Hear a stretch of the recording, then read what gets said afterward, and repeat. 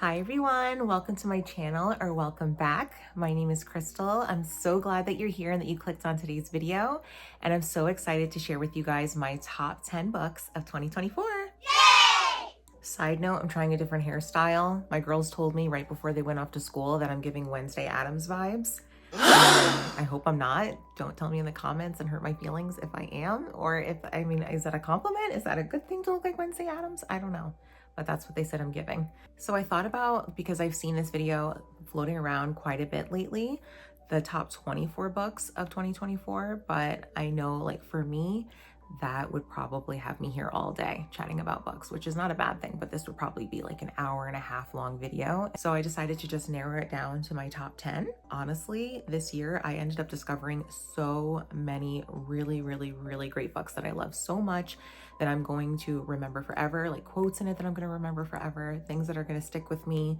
I feel like certain books, when you read them, they kind of change you, really make you feel something so special, and they stick with you for a very long time.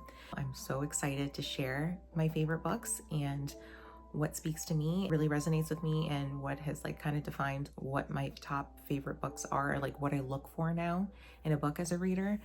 So I'm so excited to share them with you guys. I did also set a very humble goal of how many books I wanted to read this year for the year. I set it for 50, and I actually surpassed my goal by a little bit. So I made it to 56 books for this year. It's all available on my Goodreads. I actually got inspired to set this goal for myself when I ended up signing up for Goodreads, and I like tracking my books on there. So if you'd like to follow me on Goodreads, definitely check it out. I have it linked in the description. Hopefully this video won't be too long. So here we go. My number 10 book, the book that is in number 10 spot, is Magnolia Parks Into the Dark by Jessa Hastings. Now this one, if you haven't heard of this book or if you haven't heard of the series before, this is part of a long series. I think there's 4 books that came before this one, and it is following the main character, Magnolia Parks, and it also follows Daisy Hates. They kind of interchange. Every other book is following either Magnolia Parks or Daisy Hates. And this one right here obviously is following Magnolia Parks. And if you want just a little brief description, the first one and the rest of them are basically, what sums it up is it's like Gossip Girl, but in the UK. Very well written. All of the books are well written. Jessa Hastings is such a good poetic writer. She has a way with words, and she has a way of really making you feel things and feel for these characters.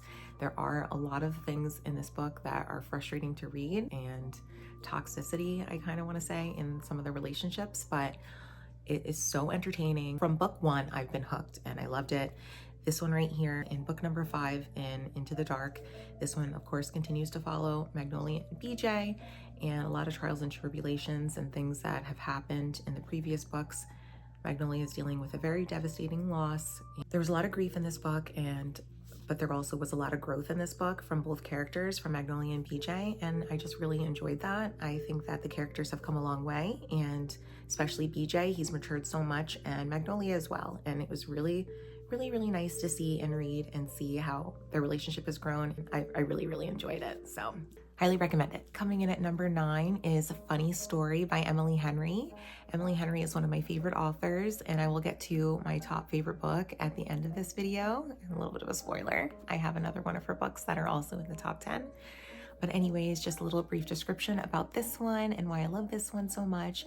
This one is following Miles and Daphne, and Miles and Daphne end up getting together and becoming roommates because both of their exes break up with them and end up getting together. It's very complicated, and it's a funny story because the irony of that, but it was so entertaining to read. It was so funny. There's some fake dating in here. Miles is not the typical guy that they portray in like the romance novels. He's a little more eccentric. I really resonated with Daphne. I feel like I could relate to her so much. I love that she was a librarian. I thought that was really cool. Little fun fact that when I was younger, that was one of my dream jobs, as I wanted to be a librarian growing up. And anyway, the book was really good. There were a lot of funny parts. I love Emily Henry's writing. So good. And I like that I got the large print. That was so nice to read the large print. So definitely recommend this one. Pick it up too. Coming in at number 8 is Heartless by Elsie Silver. I haven't read all of Elsie Silver's books yet, but this is part of the Chestnut Springs series. I think I'm about to be on number 4 in the Chestnut Springs series. Just wanted to share that too. I just finished Powerless not too long ago, so I have to move on to Reckless. But Anyways, Heartless out of all of them so far is definitely my favorite. I don't know if this is a popular opinion or not, but I really, really enjoyed this one the most.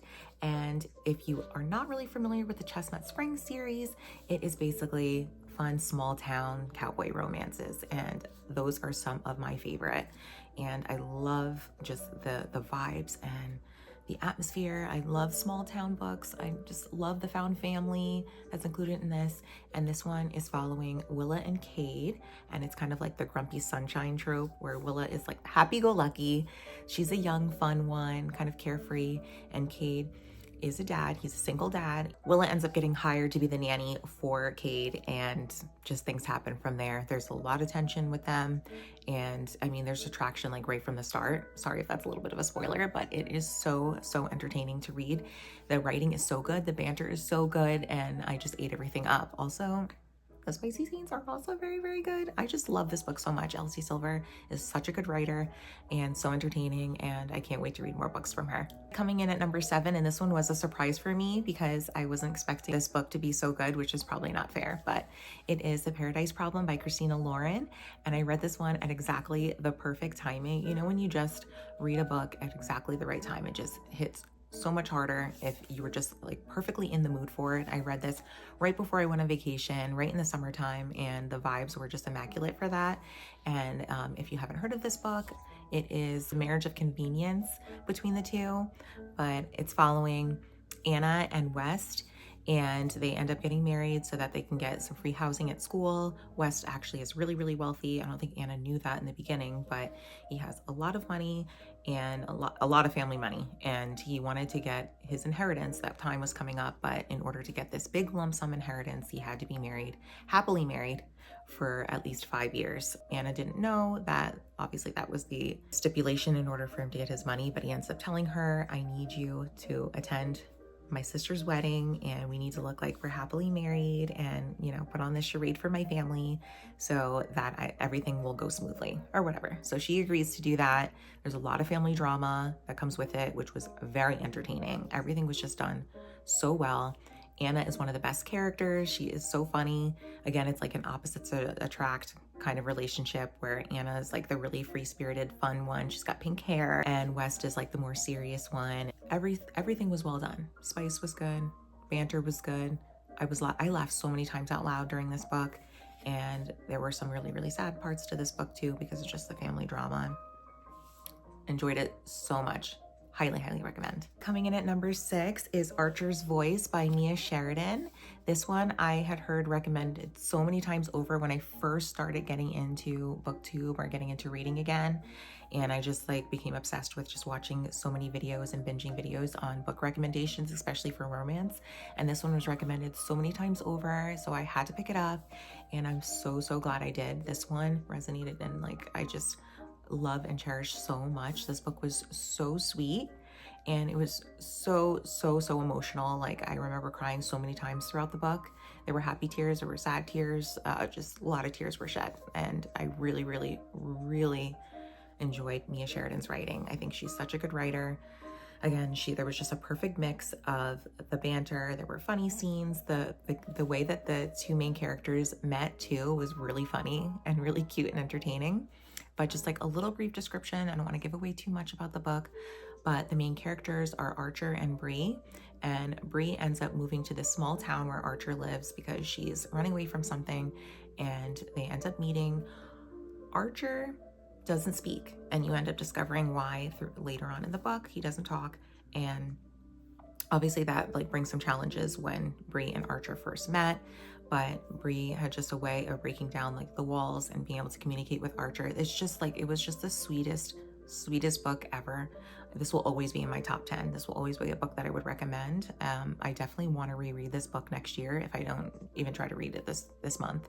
It was so good, but highly recommend it. The next book that I have, I was torn between whether I wanted to make it in like the top 5 or if I wanted to make it number 4, but I'm gonna go with number 5. It is Annabelle Monaghan, and the book is Summer Romance. I loved this book so much. I love Annabelle Monaghan's writing. Again, this is another one that I saw being recommended so many times this year, and I already knew that I was going to pick this book up before it was recommended because I read Nora Goes Off Script, and that is one of the books that I really, really love too. And I wasn't sure which one. It was hard to be able to pick which one I loved the most to put in my top 10, but I ended up going with this one because I just really, really, really, this edged a little bit over Nora Goes Off Script because I like the storyline a little bit better on this one. But this one follows Allie and Ethan. The main character, Allie, she is a mom that's recently going through a divorce, and it was really, really tough on her. She also just recently lost her mother, who was her best friend, who was so close with the grandkids. So it was just a really tough, devastating loss for her. If you really like Abby Jimenez's books with the meet cutes and with the perfect mix of pulling on your heartstrings, but also just being really funny and just having like that perfect mix that has a lot of emotional depth to it. It's not just a fluffy romance novel. There's so much depth to it. And there were so many amazing quotes in this one. I love the way that these characters met. I love how moms are represented in this book. This was just a perfect mix of everything. The writing just kept me hooked the entire time. I couldn't turn the pages fast enough. With all of Annabelle Monaghan's books, I feel like her books are kind of underrated. Her books are absolutely amazing. Love this. Book number 4 is actually a horror book, and I had to include it in my top 4 because, first of all, one of my favorite movies, like one of my favorite genres for movies that I like to watch. I love to watch scary movies and I love horror movies, which might be surprising. I don't know. I really don't get to read that many really good horror books. I usually just read mysteries and thrillers. We Used to Live Here by Marcus Kluwer. I'm so sorry if I'm pronouncing that wrong, Kluwer. But I absolutely ate this one up. This one I cannot take the credit for. I heard about it from Destiny Sidwell's channel. I read this during the spooky season, so it was a perfect time to read it. I flew through this book. I blew through it so fast. The writing was absolutely just phenomenal. There was a lot of Easter eggs that were dropped in this book. You really have to be paying attention to like pick up on everything, but it was one of those horror books that also were like a psychological thriller too at the same time. There was just so much happening. Just to sum it up, the main character bought this house, this old home, this old like Victorian home, which already had me hooked from the start because I'm obsessed with older homes. I love Victorian homes. I think they're so beautiful. So I was already really, really interested in this book because of that. I love any spooky house stories. She likes to flip homes. This house like had a little bit of work that needed to be done on it. She wanted to flip it. She just moved in, and not too long into moving into the house, she is home by herself. Her partner's out. This family just shows up on her doorstep. They ring the doorbell, she answers, and the husband says, "Hi, like, I'm sorry to just show up randomly on a snowy night. I used to live here and I wanted to know if I could show my family the house, if that's okay. I know this is like a little strange, but would that be okay?" And being the people pleaser that she is, she says, "Yes, you can come in and you can show your family the house." And things get really, really weird and strange from there. She starts seeing things in the house. The daughter like goes missing in the basement after she goes down there. It was so good. If you scare easily, don't read this book. I'm sorry, but it is creepy. There are some parts where I like felt like I need to close the book for a second. I just wanted to escape from it for a second, but in the best way. I loved it so much. It's so good. If you're a horror fan, if you just like thrillers, or if you like to be scared, read this. Also, I can't believe I didn't even say this yet, but I heard that this is going to be turned into a movie, and as soon as the movie comes out, I'm watching it. So excited. Coming in at number 3 is one of my favorite authors, and it is Yours Truly by Abby Jimenez. I ate this book up too. I loved this one. Obviously in the top 3, these are books that probably doesn't need to be said, but these are books that I just flew through. I love them so much. I really have no criticism for these books. There's no criticism. I won't accept criticism on them. Just be kind in the comments. If you didn't like them, you don't have to tell me because I'm gonna love these books anyway. The main characters are Bree and Jacob. They are both ER doctors, and they end up meeting because they work at the same hospital, and Jacob just got transferred to Bree's hospital, and he didn't kind of start off on the right foot with everyone. He kind of rubbed everyone the wrong way, and it turns out, I don't want to give too many spoilers, but Jacob is the one that suffers from really bad anxiety, and I love that this was represented in this book and that they made it the male main character instead of the female, because I feel like mostly it's females that are portrayed with anxiety, but males can have it too, and I feel like it was portrayed perfectly. I felt like even myself, I found myself relating to Jacob and some of the things that he goes through with his overthinking and just some of his personality traits and some things that happen in the book. But I think Abby summed everything up perfectly. I think she did such a fabulous, phenomenal job of representing someone with anxiety.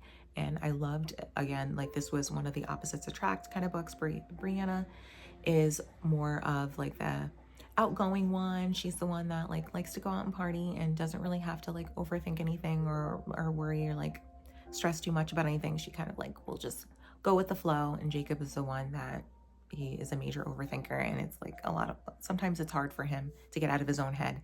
But Brianna and Jacob end up meeting and becoming really good friends. It is like a friends to lovers kind of trope, and there are letters in it. That's the way that they communicate in the book. I loved it so much. It was so romantic. It was so cute. There is a lot of emotional depth in this. There's a lot of funny, hilarious laugh out loud parts where I was crying laughing, and then there's parts where it made me sad. But overall, again, when I'm reading a book, especially a romance book, I don't want just a fluffy romance book. I mean, sometimes I could be in the mood for that, but when I look for a top, 5-star romance book, it has to have a lot of emotional depth to it too, and this does. Every Abby Jimenez book, by the way, I absolutely loved. There's not one that I would say that I didn't enjoy, but this is my number one Abby Jimenez book, and I can't wait for her next book to come out next year. We're down to my top 2, and this was really, really difficult for me because both of these easily could be in the number 1 spot, depending on like what mood I'm in, but I think I have it figured out right now, as of right now, what the number 2 book is going to be for this year, and that is Powerless by Lauren Roberts. I absolutely loved this book so much. So much. This was so good. This one blew me away. This is my first fantasy book that I read, unless the Twilight series counts as fantasy. I think it does. Twilight counts as fantasy, but I read that as a teen. But this is my first fantasy book that I started reading again as an adult. I ended up hearing about this one from Sarah Crowley's channel because she was absolutely obsessed with it.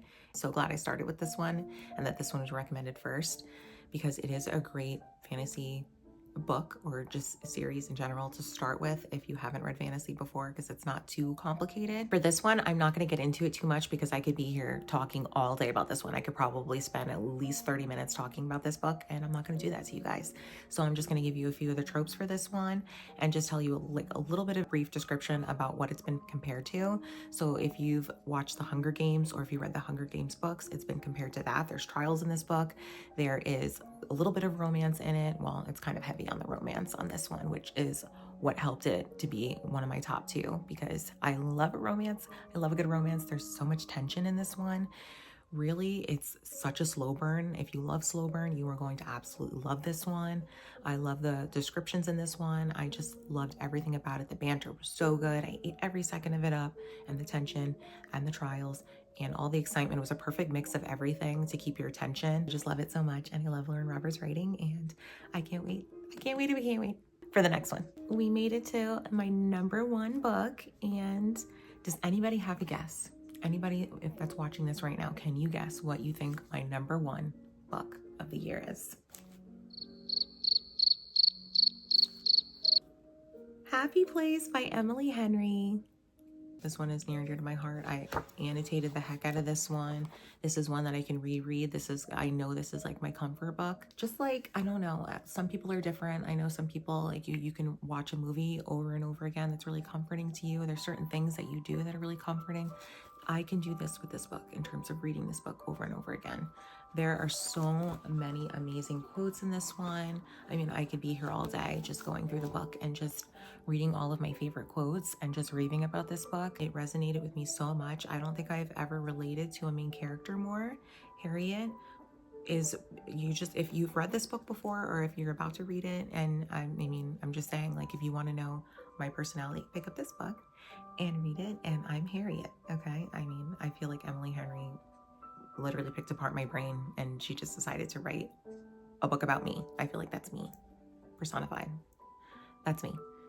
I could just relate to it so much. So just really quick, brief description of this one without boring you guys too much, because again, this is one that I could talk about forever as well, but it's following Harriet and Win, and they end up meeting in college, and it was like a very kind of like slow burn friends to lovers kind of situation, which I always love. That's probably one of my favorite book tropes is either the childhood friends to lovers or friends to lovers. I just love those, or second chance too. Second chance is also put in this book as well. But they end up meeting in college, and they have this core friend group that's really, really close and that always gets together every single summer without fail. They go to one of the other best friends' cottages up right by the beach, and they always like spend the best summers together. And the next year comes around where they're all supposed to go together, but except Harriet and Win have broken up, and they have not told their friends that they broke up. I don't know if it's a pride thing or what it is, but they didn't want to share it with their friends. And it's really, really important to their best friend, Sabrina, she's the one that owns the cottage, that because it turns out that her dad is going to be selling the cottage, they have to make it for the last year, for their last summer all together with their friends. And so Harriet and Win decide not to share it with their friends that they're broken up. They decide to go along with it, pretend they're together. So there's this fake dating going on, and so much tension with that, which was so interesting to read. And I just love all the themes in this book, the themes of friendship, because this group of friends kind of reminds me of my best friends, and how as you're growing up and as you're going through different stages of your life, you're growing and changing. But if they're your true best friends, like my true best friends, I couldn't help but think about my friends during the whole time I was reading this book. They're going to be there for you no matter what. If they're your real true friends, you're going to grow and change and still love each other. And so much time will go by, and that doesn't matter. You're always going to be there for your friends. It wasn't just a romance book. The biggest theme, I think, was friendship, even over the romance. But the romance, of course, was my favorite part of the book. I loved Harriet's character. I loved Win. I won't accept criticism for Harriet and Win. I'm sorry. I loved them both so much. And that's why it's my favorite book. It's just, I can't rave about this book enough. So much humor in this, but then there was also like these really emotional parts. There was just so much going on where I loved it so much. And this is the one that I could read every single year, and probably even a couple times a year. And it's just so amazing. Love it. Love it. I'm gonna try not to drop these, but I just, for visual effect, because I love looking at stacks of books. I'm just like a book nerd like that, and this just makes me happy to get to see this many books stacked up, especially my top 10 favorite books. But here they are. I love them all so much. So much fun for me to get to share these with you guys. I hope you enjoyed this video. Please, if you really enjoyed it, don't forget to give it a like or a thumbs up. Comment down below if any of these books are your favorites, or if they didn't make your top 10. Let me know what your favorite books were. You can let me know all 10, or let me know what your top favorite book was for the year. Thank you so much for watching. That was so much fun. I really just appreciate you guys hanging out with me and for tuning into this video. Please subscribe if you want to see more from me, because I have a lot of stuff that I want to share with you guys starting next year. So excited to start putting out more content for you guys. So definitely tune in and check it out, and just join the fam and subscribe. So thank you guys as always so much for watching, and I will see you guys in my next video. Bye.